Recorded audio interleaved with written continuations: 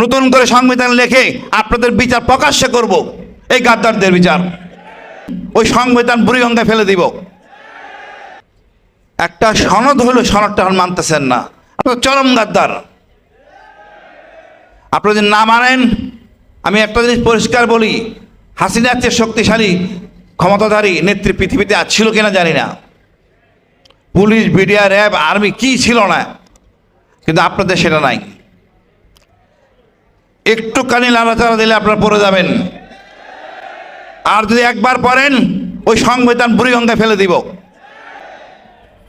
একটা পরেই কালামানিক বিচারপতি উনি জামিনে মুক্তি পাচ্ছেন।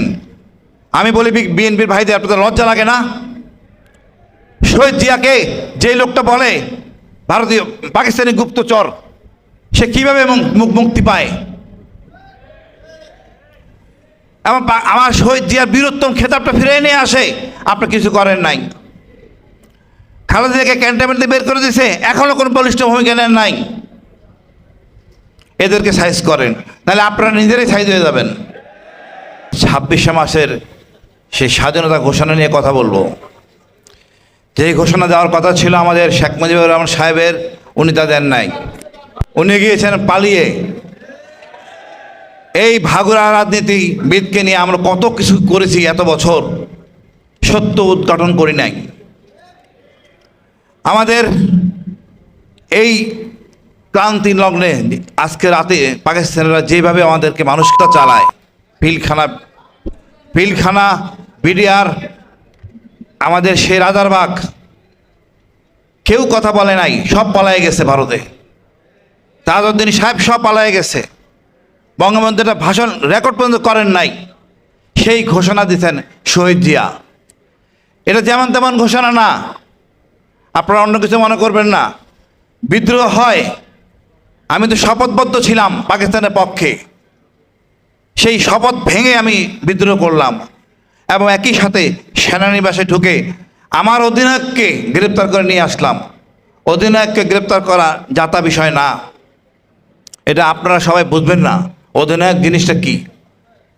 তারপরে সেই বিদ্রোহ যুদ্ধটাই দীর্ঘ এত বছর, একটা বছর প্রায় 9 মাস যুদ্ধ।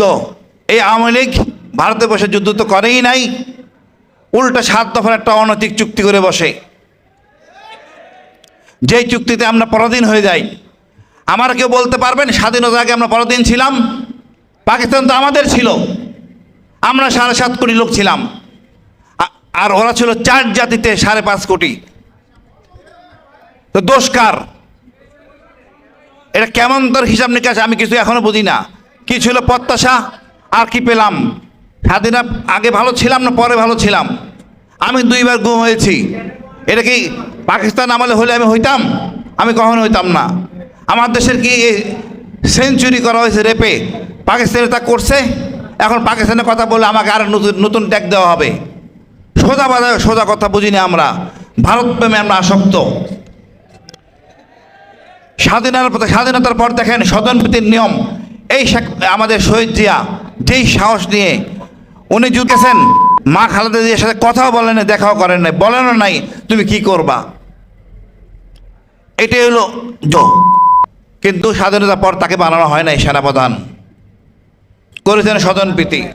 জহির রান মারা গেছে, সিরাজ শিকদারকে গুম করছেন, হত্যা করছেন। এটাই ছিল আওয়ামী লীগ। আর এর বিস্তৃতি শেষ পর্যন্ত এসে ঠিক আছে আমাদের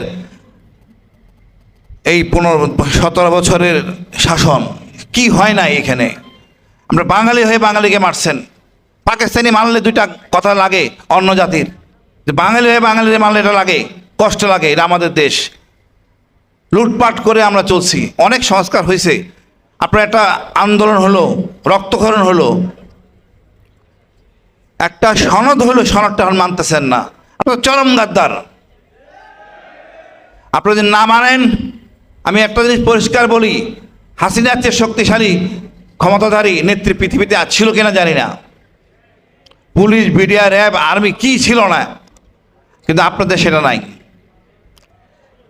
একটুখানি লাড়াচাড়া দিলে আপনারা পড়ে যাবেন।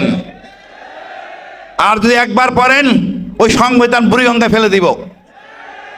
নতুন করে সংবিধান লিখে আপনাদের বিচার প্রকাশ্যে করব, এই গাদ্দারদের বিচার। একটা যুদ্ধ হওয়ার পরেই কালকে দেখলাম কালামানিক বিচারপতি উনি জামিনে মুক্তি পাচ্ছেন। আমি বলি বিএনপির ভাইদের আপনাদের লজ্জা লাগে না? শহীদ জিয়াকে যে লোকটা বলে ভারতীয় পাকিস্তানি গুপ্তচর, সে কিভাবে মুক্তি পায়? আমার শহীদ জিয়ার বীরত্তম খেতাবটা ফিরে নিয়ে আসে, আপনি কিছু করেন নাই। খালেদা জিয়াকে ক্যান্টনমেন্ট বের করে দিয়েছে, এখনো কোনো বলিষ্ঠ ভূমিকা নেন নাই। এদেরকে সাইজ করেন, নাহলে আপনারা নিজেরাই সাইজ হয়ে যাবেন। জনগণ যখন বিপ্লবের স্বাদ পেয়ে যায়, স্বাধীনতার স্বাদ পেয়ে যায়, এর ফিরে আনা খুব কষ্টকর। আমি মনে করি জনগণ ঐক্যবদ্ধ আছে, কতজন লোক দরকার, কতটুকু দরকার আমার নিজ চোখে দেখা। সুতরাং আমি মনে করি দেশটা আমাদের, আমরা ঐক্যবদ্ধ হয়ে দেশটাকে সামনে নিয়ে যাই। হাদি আমাদের মির্জা আব্বাস ভাই আমাদের, দেশ যারা মারছে সেরা আমাদের। দেখেন ভারত ওই দুইটাকে ধরেছে, তাকে নিয়ে 14 দিন জামিন নিছে, যে কি বলে রিমান্ড নিছে। আমাদের কোনো আইনজীবী যায় নাই যে কি কথা বলতেছে, একটা আইনজীবী নিয়োগ করতে পারতাম সত্য জানার জন্য। তারপর তারা দিল্লি নিয়ে গেছে, আবার সে আমাদের নিয়ে রাজনীতি। ভারত আমাদের সুস্থ শান্তিতে থাকতে দিবে না। সুতরাং আমাদের সব সময় চেতনা আন্দোলন ধারণ রাখতে হবে, মনে রাখতে হবে ভারত আমাদের একমাত্র শত্রু। ওই ভারতকে চট থাপ্পড় মারি সোজা রাখতে হবে। আন্তর্জাতিক আদালতে আপনি আপিল করেন, আমাদের এই খুনিদেরকে আমাদেরকে দেয়, আমাদের কাছে ফেরত দেন, আমরা বিচার করবো, আমরা তদন্ত করব। আপনার ন্যারেটিভ আমরা বিশ্বাস করি না। অপরাধে যেই হোক তার বিচার হবে। আমি খুব ভালো লাগতো সেখানে আসতে পেরে। তবে আমার ভালো লাগতো আমাদের মাঝে যদি দু একজন সম্মানিত নারী নেতৃত্ব থাকতেন, কথা বলতেন, এটা খুব ভালো লাগতো। আমাদের দরকার। আমরা সবাই মিলেই দেশ, কাউকে বাদ দিয়ে আমরা আগাতে পারবো না। সবাইকে নিয়ে আমরা আগাবো। আপনাদের সবাইকে অশেষ ধন্যবাদ। আমার জন্য দোয়া করবেন, আমি আপনাদের জন্য দোয়া করি। বাংলাদেশ দীর্ঘজীবী হোক। শহীদ জিয়া এবং শহীদ ব্যক্তিরা সবাই যেন সম্মানিত হয়। আসসালামু আলাইকুম। আমি মনে করি আজকের এই দিনটি হচ্ছে নূতন করে শপথ নেওয়ার দিন। আমরা স্পষ্ট দেখতে পাচ্ছি বহু রক্তের বিনিময়ে, কোরবানির বিনিময়ে আমরা এখানে দাঁড়িয়েছি, কিন্তু অতীতের রক্তকে অস্বীকার করছে কোনো স্বার্থবাদী মহল।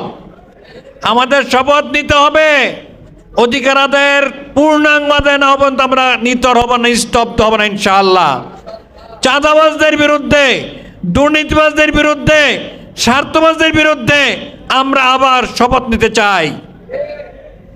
এটা স্পষ্ট প্রমাণিত হয়েছে, জনগণের ন্যায়সঙ্গত দাবিকে কোনোদিন দাবিয়ে রাখা যাবে না। সুতরাং আমার পূর্ববর্তী বক্তা, আমার স্নেহের ছোট ভাই ডক্টর শফিকুল ইসলাম মাসুদ অত্যন্ত দ্ব্যর্থহীন কণ্ঠে ঘোষণা দিয়েছেন, যদি নেতৃবৃন্দ আজকে বুঝতে ভুল করেন তাদেরকে আরেকটি 5ই আগস্ট অপেক্ষা করতে হবে। এই দেশের মানুষ বারবার ত্যাগ দিয়েছে, কোরবানি দিয়েছে, ন্যায্য অধিকার ফিরে পায়নি। আমার দেশের 1 কোটিরও বেশি যুবক বেকার। অতীতে অনেক ট্যাবলেট বিক্রি করেছেন, অনেক ন্যারেটিভ দিয়েছেন, এসব সমস্যাকে এড়িয়ে গিয়েছেন। বাংলাদেশের যুব সমাজ কর্মসংস্থান চায়, ভিক্ষা চায় না। সুতরাং যুবকদেরকে কর্মসংস্থান ব্যবস্থা করতে হবে। সমাজ থেকে চুরি, ডাকাতি, ছিনতাই, রাহাজানি, চাঁদাবাজি বন্ধ করতে হবে। এই অপব্যবস্থা দূর না হলে রাজপথ গরম হতে বেশি সময় লাগবে না। সুতরাং আমি আপনাদেরকে আহ্বান জানাবো, এই জাতির মুক্তি নিশ্চিত না হওয়া পর্যন্ত রাজপথে থেকে আমরা দাবি আদায়ের জন্য লড়াই করে যাবেন ইনশাআল্লাহ। আমি সবাইকে ধন্যবাদ জানিয়ে আমার কথা এখানে শেষ করছি।